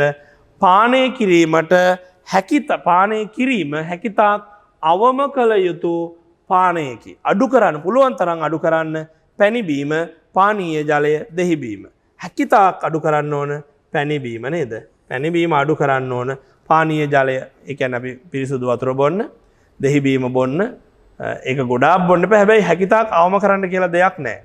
පැහැදිලිද? පිළිතුර අංක 1 ප්‍රශ්න අංක 40. ප්‍රශ්න අංක 41 මාලදිවයිනේ ජාතික ගීයේ තනුව නිර්මාණය කළ විශිෂ්ට ශ්‍රී ලාංකිකයා මින් කවුරුන්ද? සුනිල් ශාන්ත මහතා, ලෙස්ටර් ජේම්ස් පීරිස් මහතා, WD අමරදේව මහතා. පිළිතුර අංක 3 WD අමරදේව මහතා. ප්‍රශ්නාංක 41.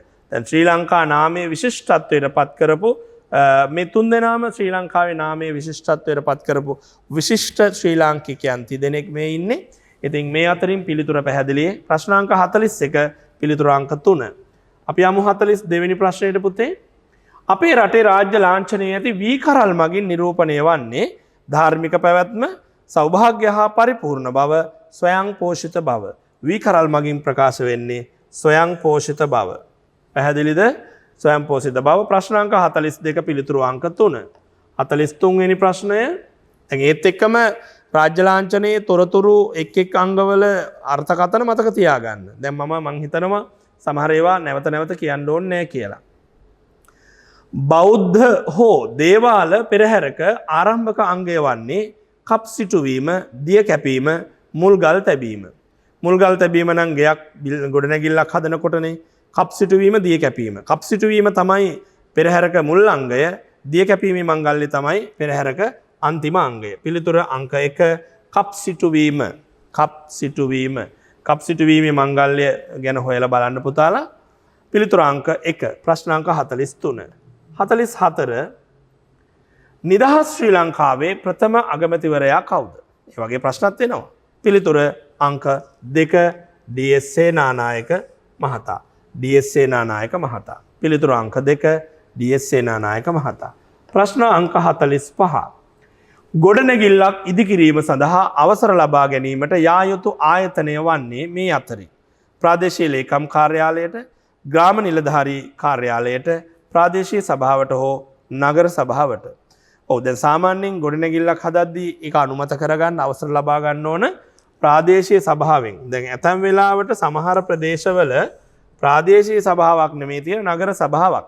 ඒක තීරණය කරන්නේ ඒ සීමාව තුළ තියෙන ග්‍රාම නිලධාරී වසම්, නිවාස, පවුල්, ඡන්දහිමි නාම ලේඛනයේ තියෙන ප්‍රමාණ ඔය ඔක්කොමත් අනුව ඒ සීමා මායින් අනුව තමයි පුතා ඒක තීරණය කරන්නේ. එහෙනම් ප්‍රාදේශීය සභාව හෝ නගර සභාවෙන් තමයි අපි අවසර ලබා ගන්නේ ගොඩනැගිල්ලක් ඉදි කරන්න. ප්‍රශ්නාංක 45 පිළිතුරු අංක 3.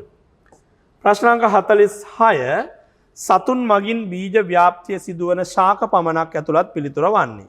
සතුන් මගින් බීජ ව්‍යාප්තිය වෙනවා. තුත්තිරි ඇඟේ ඇලිලා, සතුන්ගේ ඇඟේ ඇලිලා තව තැනකට යන්න පුළුවන්. මෙතන මේ දෙවෙනි පිළිතුරේ තියෙන කූඩලු කියන වචනේ පුතේ. හොර රබර්, හොර වරා මොනර කුඩුම්බිය. පැහැදිලි. තුත්තිරි කජු නුග.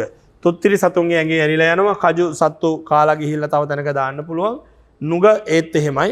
සත්තු කාලා ඒ වගේ බීජ ඔවුන්ගේ මල පහ එක්ක නිකුත් වෙලා පැලවෙන්න පුළුවන්. එතකොට පිළිතුර අංක 1 තුත්තිරි කජු නුග. තුත්තිරි කජු නුග. ප්‍රශ්නාංක 46 පිළිතුරු අංක 1.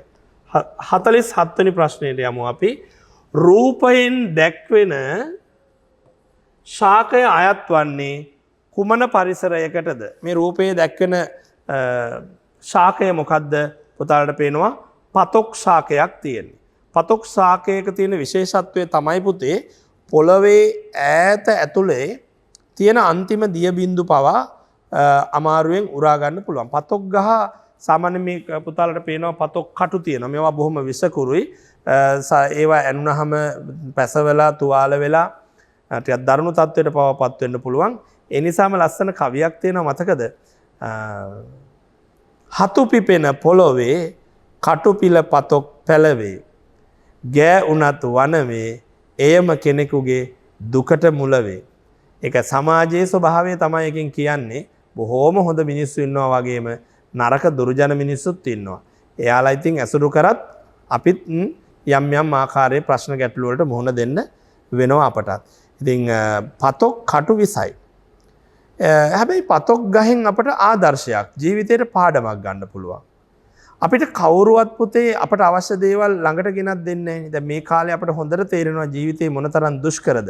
අපේ අම්මලා තාත්තලා මොනතරම් මහන්සි වෙනවද. කවුරුත් අනුකම්පා කරලා සහයෝගී වෙලා කරුණාවන්ත වෙලා අපට උදව් කරන්නේ නැහැ.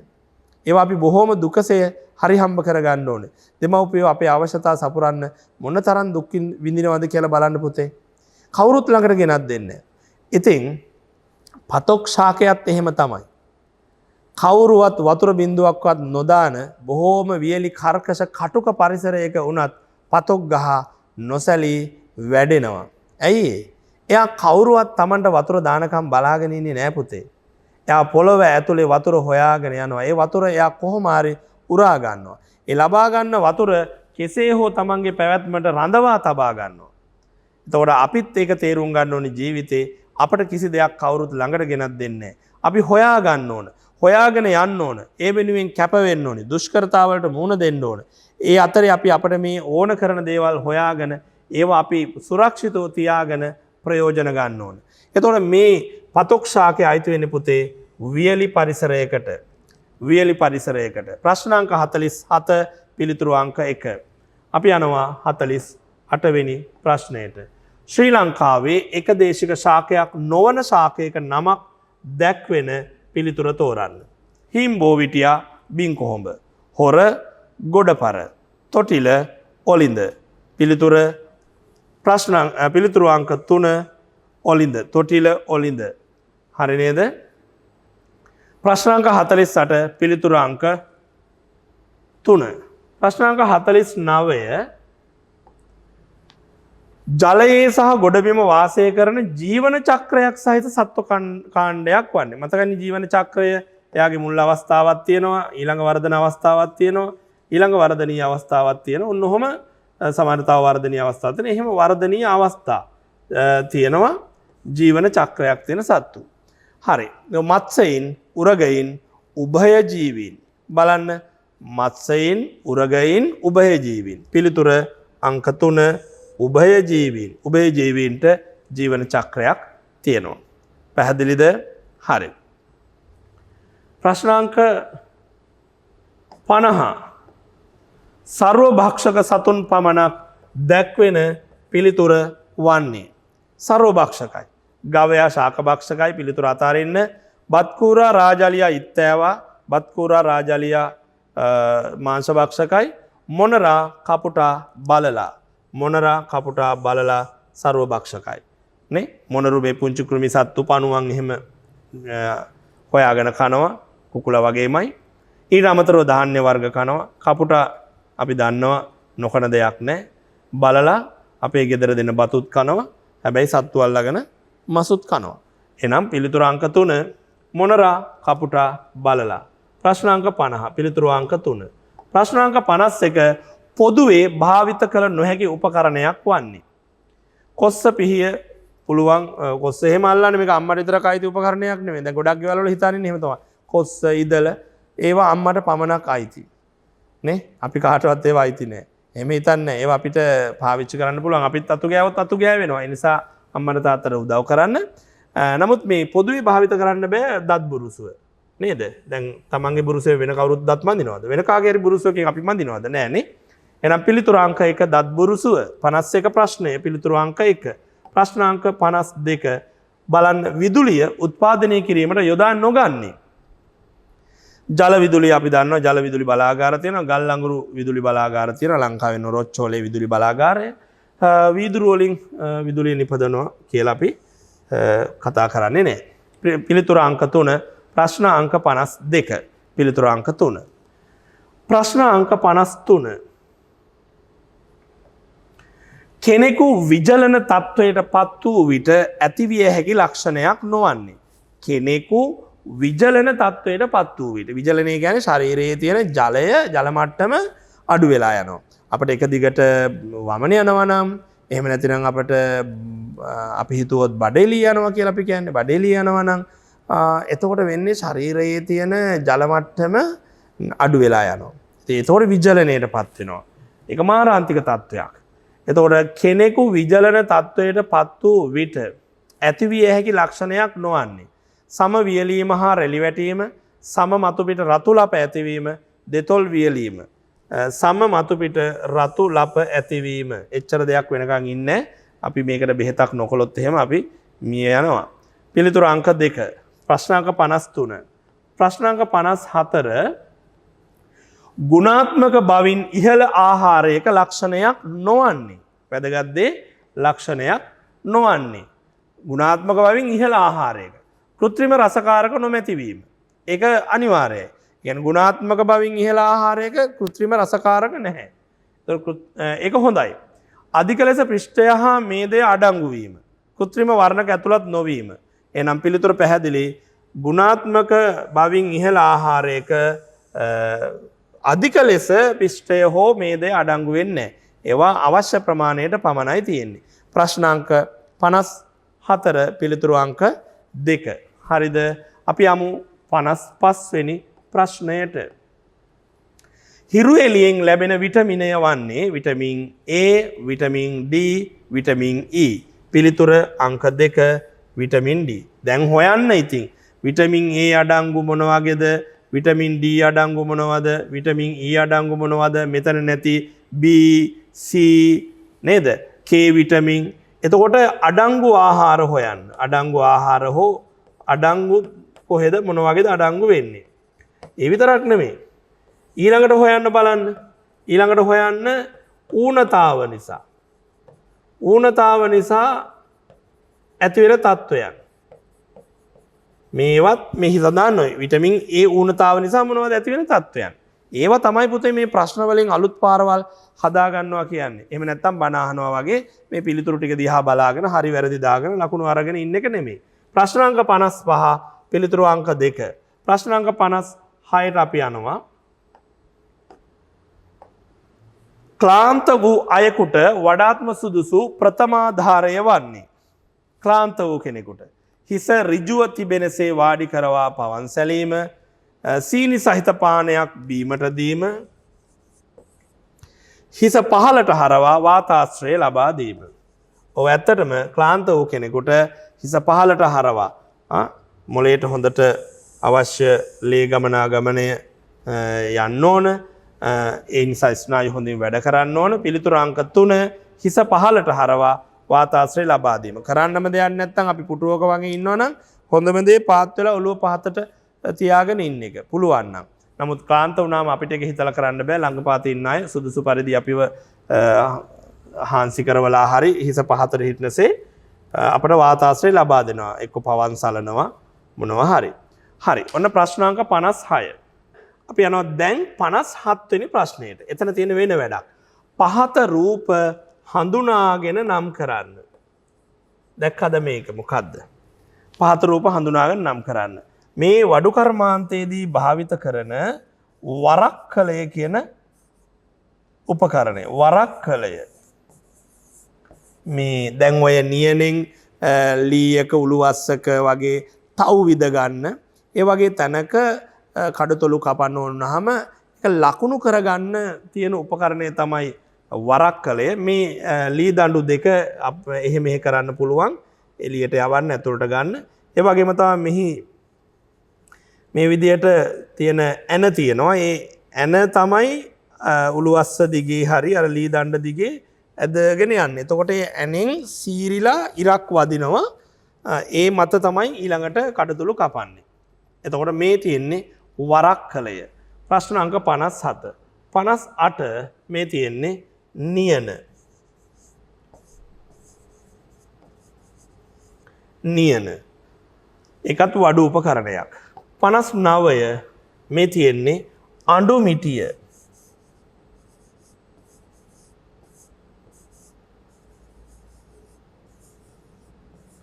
අඬු මිටිය. අන්තිම ප්‍රශ්නය 60 මේ තියෙන්නේ මොකද්ද? මේ තියෙන්නේ මුළු මට්ටම. දන්තජලු යන්න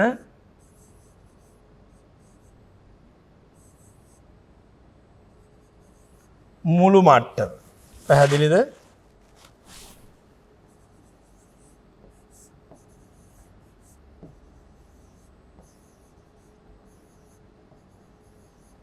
මුළු මට්ටම. ප්‍රශ්න අංක 60 මුළු මට්ටම. හොඳයි. එතකොට පුතේ ඔන්න අපි කතා කළා පරිසරයට නියමිත ප්‍රශ්න 30ක්.